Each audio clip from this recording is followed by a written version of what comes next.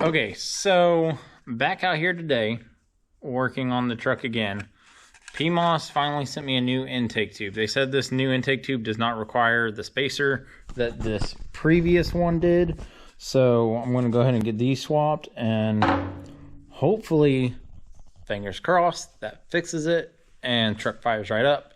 But I looked at the live data the other day when I was trying to crank it, and the mass airflow sensor was reading correctly. It's reading what it should be. So I don't think that's my issue, but I'm gonna get that swapped out and give it a try.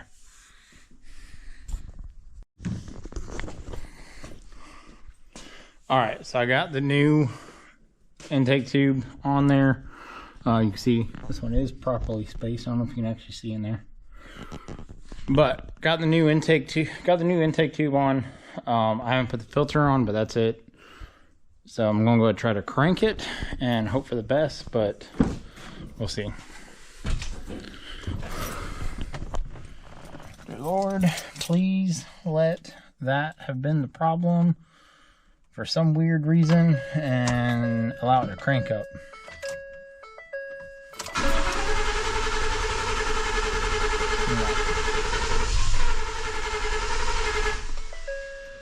It tried. It tried. It almost, I thought it was about to fire off there for a second.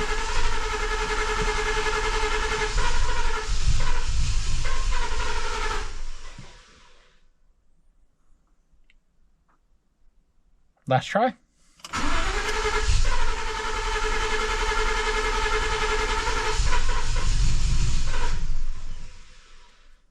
No.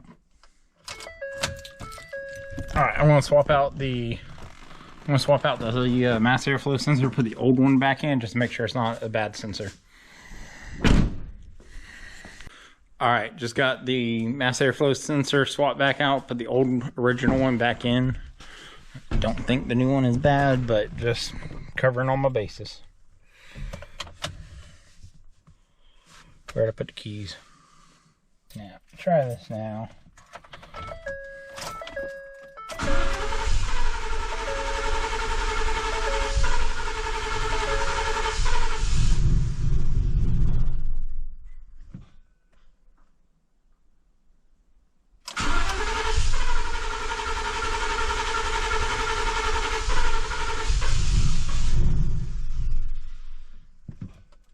Nope, nothing still.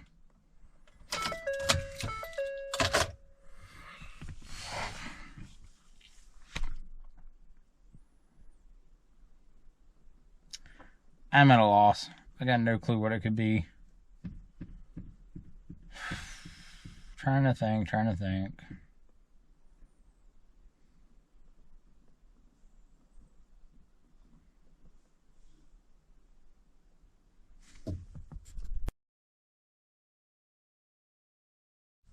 All right, so I was just out here tinkering with the truck. I didn't think it would actually work or crank up, so I wasn't filming it, but I might be on something, maybe.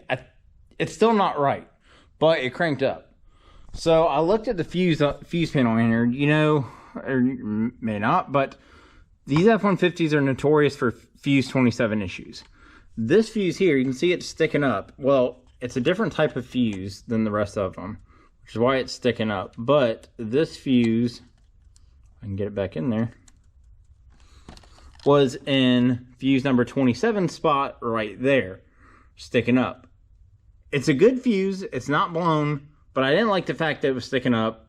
So I was like, you know what, let me just swap it. This is the only other 20 amp fuse in here, so I just swapped these two fuses.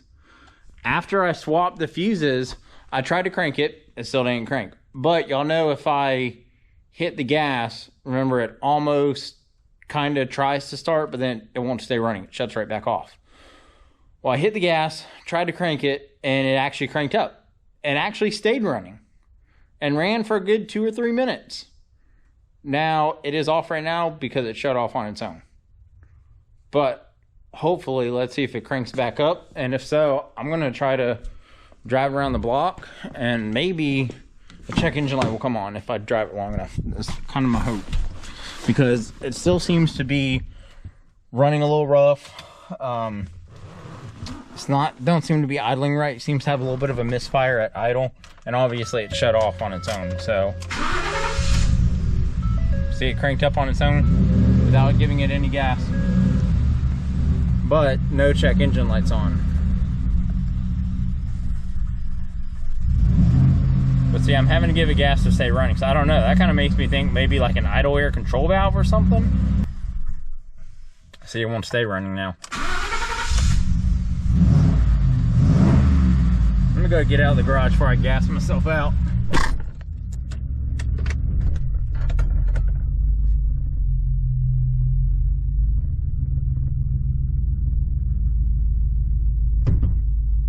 Oops.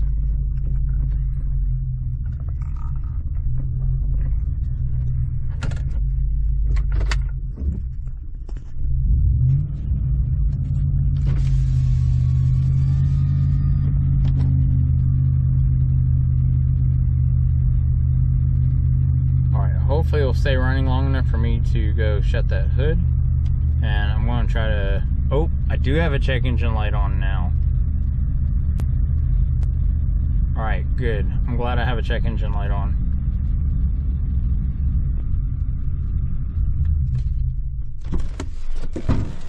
Nope, almost immediately shuts off.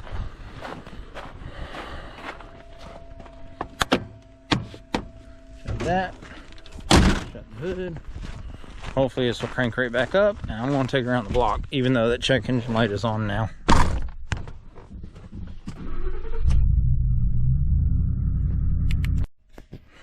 Alright, just got back, so just went up and down the street, and it's not staying running.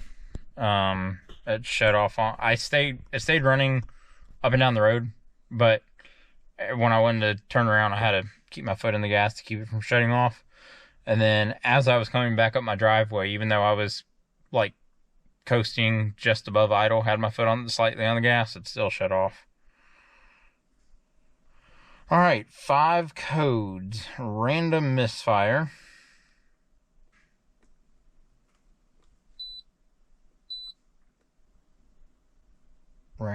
Okay.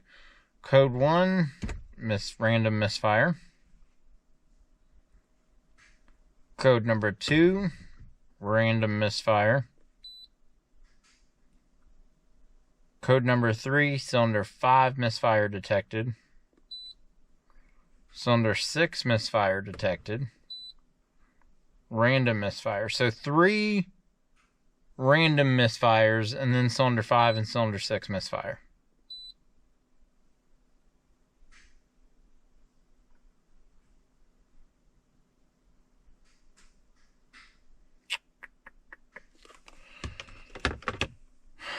Alright, well, I just did coils and plugs, but see, it's something else though, because of the no start issue. I was going to say, I'll do coil and plug on those 2 cylinders again and see if that fixes it, but I don't know, maybe the misfire on those 2 is so bad it's causing a no start issue,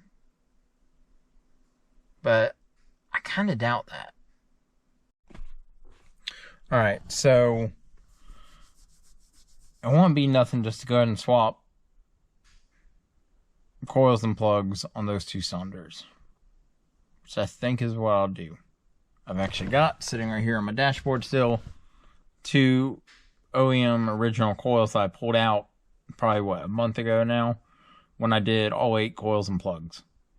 So I'll put 2 of these original ones, which obviously I now know weren't the issue, so I'll put these back in and go from there.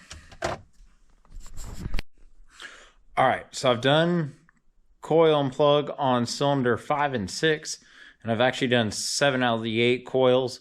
I only have 7, which is why I only did 7, but all 7 of the original OEM Motorcraft plugs are back in. Not plugs, coils are back in. So put those in, I'm going to crank it back up.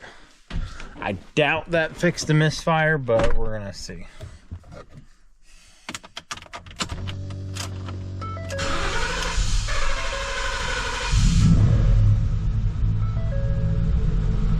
Alright, so I had to give it gas for it to even crank. I wasn't cranking until I hit the gas pedal.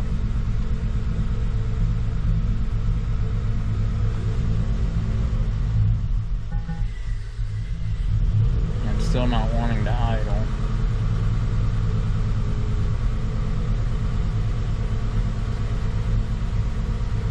Alright, well, it's idling now. My foot's off the gas and it's still idling at the moment. But it's definitely got the misfire still. I can feel it.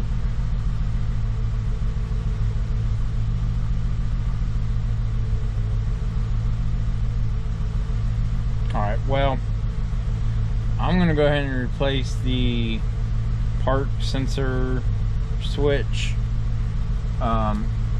If I can find that. I gotta find that. As long as I can find that, I'm going to replace that. And then I'm assuming it's going to be going back to the dealership for this idle issue, misfire issue, whatever it may be. Because literally, it was doing this exact same thing before.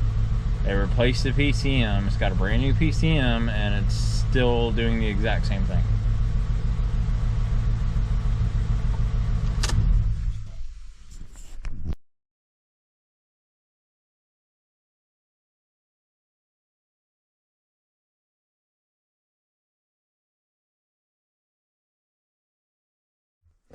So I got to thinking about it.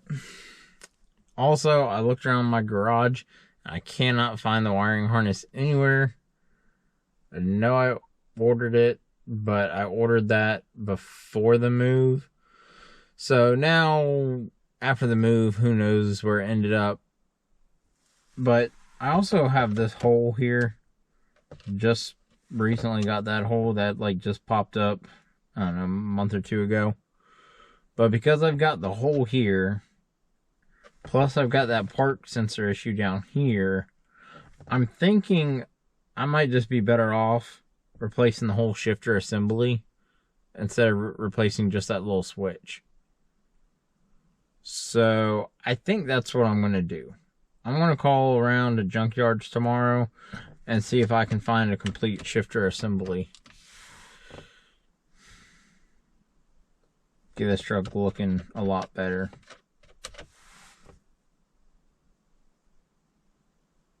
So I guess that's it for tonight. Alright, so my shifter finally came in. I say finally, it actually came in very quickly. None of the local dealerships, not dealerships, junkyards, none of the local junkyards had one in stock. So I had to order one. So I ordered one online from a junkyard. And it came from a junkyard in, I think it was Ohio. But it got here in like 2 days. I ordered it on Thursday and it came in Saturday morning actually. So very surprised how quickly that came in. But definitely a lot cleaner than the my old unit. So like I said, main reason I'm going ahead and just replacing the whole unit instead of just the little switch inside there is because this piece right here, you can see mine is broken. So I'm gonna go ahead and throw this new shifter in there. It's nice, not broken, looks a heck of a lot better. So it was worth it in my opinion, just replace the whole shifter than try to deal with the wiring.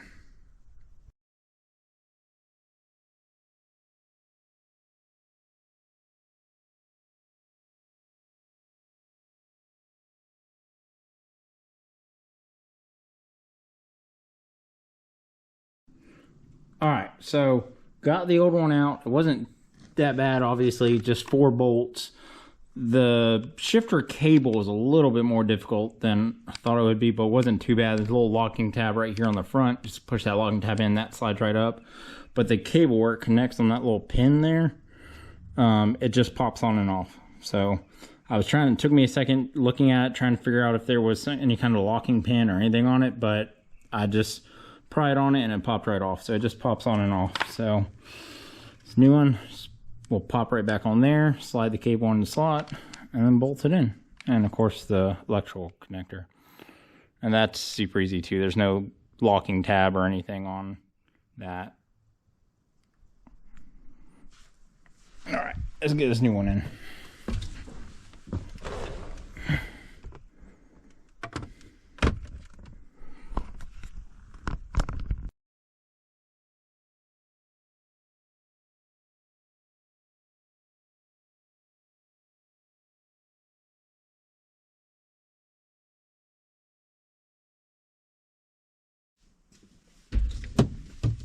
Okay, so this one bolt back here in the corner is being a real pain in the butt. I kind of had a feeling it would be because it's not magnetic. I don't know where my magnetic sockets are. Still trying to get sorted, get the garage sorted from moving. And I just saw my magnetic pickup a few minutes ago, and now I can't find it either. So I did find a little claw. So I'm going to try this little claw to get that screw in there just to get it started. I've actually got to get the screw out of there because it's down in there, but it's not in the hole.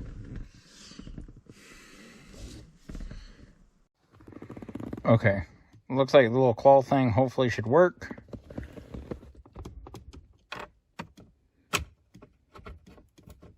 I can even get it. So.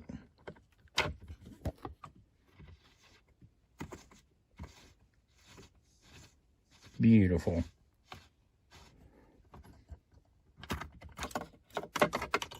Perfect. All right, good to go.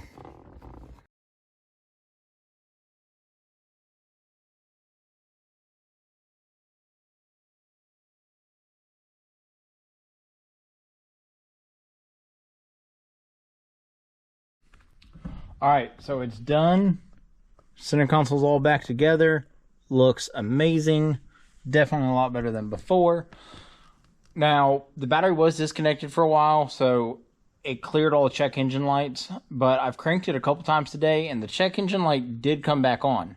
I checked it to see what it was on for, and it was actually not on for misfire codes this time. It still felt like it had a little bit of a skip, a little bit of a miss, but it was not on for misfire codes. It was on for it was only one check engine light, and it was a coil F open circuit. And if you recall, a few days ago, I changed all the coils back to the OEM Motorcraft coils. I just rechecked all my coils, and there were two that when I pushed on the connector, they clicked. So I had two connectors that were loose, and one of them was coil F, aka number 6. So hopefully that's the issue. We're about to find out. You can see it's cranking right up now without me having hit the gas. So it's off to a good start.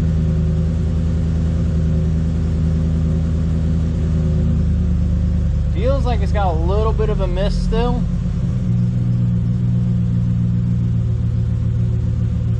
Well, I don't know. It was idling kind of high. I thought it'd be more noticeable once the idle came down, but the idle just came down and it actually seems to have smoothed out.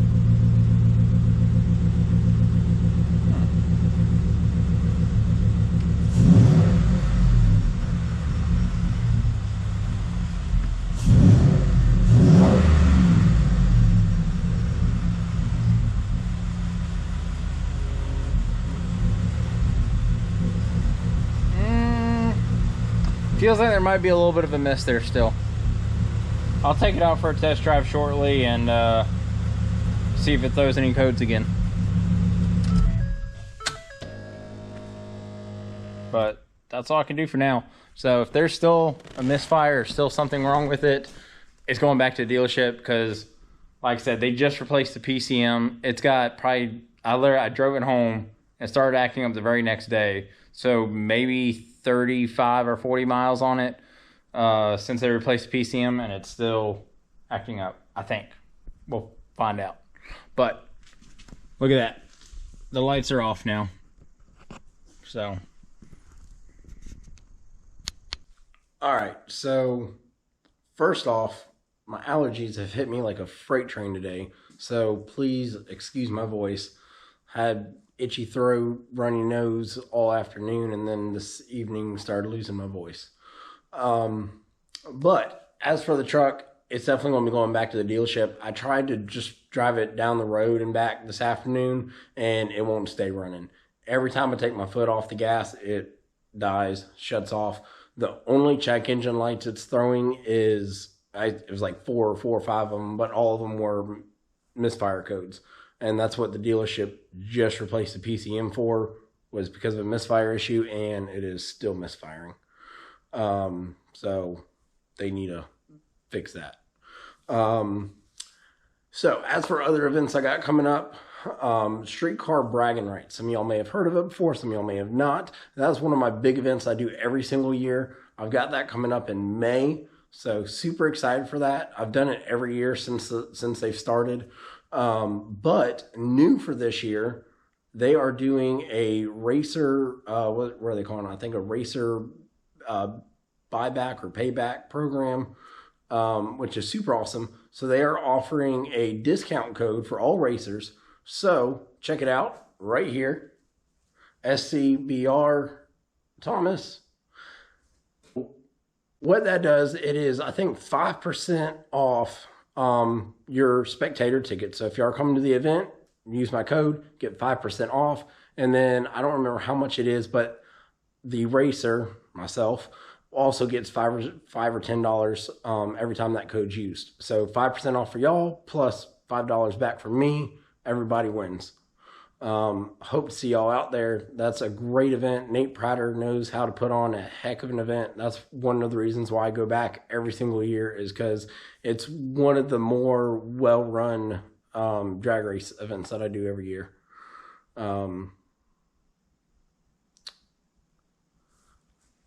Now, got a little twist today for today's verse of the day. So about 2 weeks ago was Sick Week. And I noticed during Sick Week, Steve Morris, that's right, Steve Morris of Steve Morris Race Engines, had a Bible verse on his front runners. Y'all can see it here. Pretty cool, actually. Let me just put a picture up on the screen. There you go. So on his front runners, he has James chapter 4, verse 14 through 15. And on the other side tire says, Lord willing.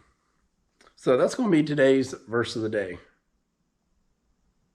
If I can find it, there it is. So James chapter 4, verse 14. You know, actually, I'm going to read this whole section today. I know I often just do a verse, and I've told you on the past, I'd love for y'all to go kind of just read that whole chapter or that whole section so you get a better understanding of the verse and the context of it. So we're going to start in verse 13 through 17. Now listen, then you who say, today or tomorrow we will go do this or that city, spend a year there, carry on business, and make money. Now, 14. Why you do not even know what will happen tomorrow? What is your life? You are a mist that appears for a little while and then vanishes. Instead, you ought to say, if the Lord is willing, we will live and do this or that. As it is, you boast in arrogant schemes. All such boasting is evil. If anyone then knows the good they ought to do and doesn't do it, it is sin for them. That's definitely one I'm guilty of. You know, I say all the time, I want to do this, I want to do that. You know, here's my plans. I want to have all these race cars. At the end of the day, it's the Lord's plans. It's all if he's willing. You know, sure, I'd love to have a whole fleet of race cars and do all this fun stuff and do it all in the Lord's name and spread Jesus Christ through cars and through my racing. But maybe that's his will, maybe it's not. So if the Lord's willing, then it will be. But again, that was James chapter 4, verse 14 through 15, and that comes from Steve Morris. All right, guys, till next time, stay safe, stay blessed.